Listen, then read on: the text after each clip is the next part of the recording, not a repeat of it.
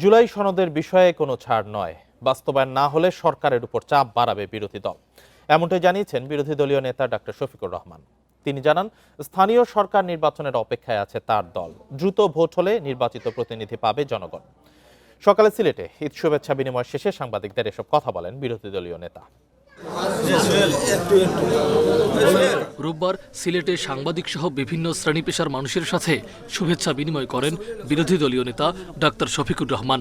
শুভেচ্ছা বিনিময় শেষে সমসাময়িক নানা বিষয় নিয়ে সাংবাদিকদের ব্রিফিং করেন তিনি। বলেন, সরকারের প্রতিটি বিষয়ে বিরোধী দল মতামত জানাবে। জুলাই সনদ বাস্তবায়ন ইস্যুতে সরকার পদক্ষেপ না নিলে কঠোর আন্দোলন শুরু হবে বলে হুঁশিয়ারি দেন জামায়াত আমির। গ্লিটারের টুইন লেমন ও অ্যান্টিব্যাকটেরিয়াল ফর্মুলা বাসনকে চকচকে জীবাণুমুক্ত করে আমাদের দেয় গ্লিটার গ্যারান্টি। যেহেতু আমরা শেষ দিবসের বিষয়টা উত্থাপন করে ফেলেছি আর স্পিকার এটাকে এন্ডোর্স করেছেন ইন এনি ফর্ম, কাজে এটা কিন্তু এখন ট্র্যাক্টে উঠে গেছে। এখন সরকারি দলের জন্য রাস্তা খোলা, আমাদের জন্য রাস্তা খোলা। তারা যদি এখান থেকে সলিউশন নিতে চান, এটা ওপেন হয়ে গেল।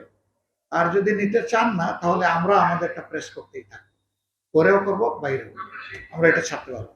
গণতন্ত্রের বিকাশে স্থানীয় সরকার নির্বাচনের বিকল্প নেই। পরাজিত প্রতিনিধিদের প্রশাসক নিয়োগের সমালোচনা করে শফিকুর রহমান বলেন, স্থানীয় সরকার নির্বাচনের অপেক্ষায় আছে তার দল। সুষ্ঠু গণতন্ত্রের বিকাশের ক্ষেত্রে স্থানীয় সরকার নির্বাচনের কোনো বিকল্প নেই। আমরা চাই যে সব স্তরের গণতন্ত্রের সুষ্ঠু হোক, অনুশীলন এবং প্রতিফলন হোক, এবং জনপ্রতিনিধিরাই সমাজের এই কাজগুলা করুক, নইলে কারো কোনো দায়িত্ব থাকে না। যদি বিশেষ কোনো জায়গা থেকে কেউ দায়িত্ব পেয়ে যায়, তাহলে জনগণের কাছে তার কোনো দায়বদ্ধতা নেই।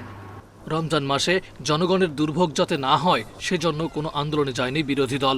আগামীতে সবাই বিরোধী দলের প্রকৃত ভূমিকা দেখবে বলেও জানান তিনি।